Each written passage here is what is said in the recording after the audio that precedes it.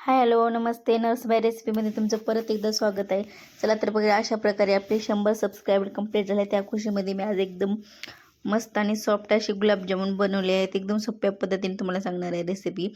हे गुलाबजामुन आपल्याला बाहेर जेव्हा आपण बेकरीमध्ये जातो ना तेव्हा असे खूप छान गुलाबजामुन दिसतात, पण ते असं वाटतं की आपल्याला काहीतरी वेगळ्या पद्धतीने बनवलं, पण नाही, ते एकदम वेगळ्या पद्धतीचे काय नसतं. आपण एकदम जे घरगुती आपण जसं गुलाबजामुन बनवतो बस तेवढाच, आणि त्याचा आकार तेवढा वेगळा दिला जातो. त्यासाठी सुरुवातीला काय केलं, मी पॅकेटमधलं एक पॅकेट हे गुलाबजामुन घेतलेलं आहे. त्याच्यामध्ये मी थोडं थोडं करून दूध टाकून असं घट्टसर असा गोळा तिंबायचा, आणि जसं लागेल तसं तसं थोडं थोडं दूध टाकून परत ते एकदम लुसलुशीत मऊसर असा गोळा एकदम तिंबून मस्त 10 ते 15 मिनटं असा रेस्टला ठेवून द्यायचा. म्हणजे एकदम तो सॉफ्ट होऊन जातो आणि आपण जसे गुलाबजामुन बनवला तसा त्याला आकार येऊन जातो. हे बघा, सुरुवातीला थोडासा मी गोळा घेतला आहे ना, आणि सुरुवातीला गोल असा बनवायचा, आणि थोडं त्याच्यानंतर त्याचा आकार आहे ना थोडासा लांब द्यायचा. हे बघा किती छान दिसतात. असेच एकदम सर्व गुलाबजामुन आपण तयार करून घ्यायचे. कढईमध्ये थोडंसं तेल टाकलं आहे. तेल टाकल्यानंतर हे मंद आचेवर एकदम थोडेसे गोल्डन झाले, त्याच्यात थोडं पुढची स्टेप म्हणजे थोडेसे काळे होईपर्यंत हे फ्राय करून घ्यायचे. फ्राय करते वेळेस गॅस हा मंदच ठेवा, जास्त फास्ट नका करू, कारण गुलाबजामुनला एकदम मंद आचेवर जर तुम्ही फ्राय केलं ना त्याचा कलर हा खूप छान येऊन जातो.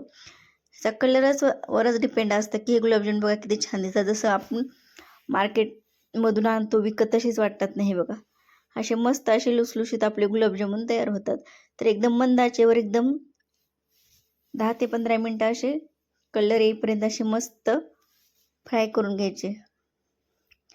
एकदम बघा मंद आचेवर असे 10 ते 15 मिनटं असे मंद आचेवरती फ्राय करून घेतल्यानंतर आपले गुलाबजामुन हे दिसायला पण छान दिसतात आणि मस्त असे सॉफ्ट पण बनतात. जेवढे तुम्ही डीपमध्ये जाऊन तळलं जातं ना तेवढं ते छान होतात, आणि खायला पण त्याची चवही छान लागते, कारण आतमध्ये हे सॉफ्ट होऊन जातं.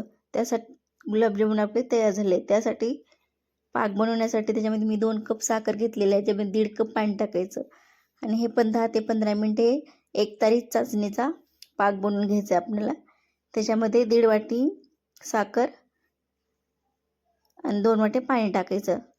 हे बघा, असे मस्त अशी उकळी गेल्यानंतर मस्त असे मंद आचेवरती आपण पाक पण हा गुलाबजामुनचा मस्त तयार करून घ्यायचा.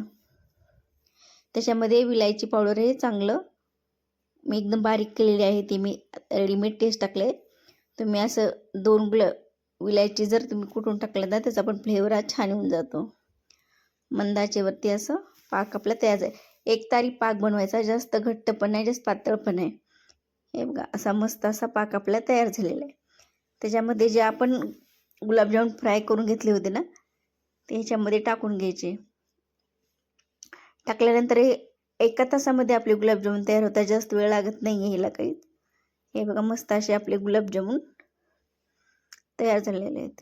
जे कोणी माझ्या चॅनलवर नवीन असेल तर चॅनलला सबस्क्राईब करा, लाईक करा आणि शेअर करा, आणि कमेंट्स बॉक्समध्ये नक्की सांगा की गुलाबजामुन तुम्हाला कसे वाटतात. असेच नवीन व्हिडिओसाठी, आपले येणाऱ्या प्रत्येक व्हिडिओसाठी येण्यासाठी ऑल चॅनलला सबस्क्राईब करून ठेवा. हे बघा, मस्त असे आपले गुलाबजामुन तयार आहेत. दिसतात ना हॉटेलसारखे छान असे लुसलुशीत गुलाबजामुन.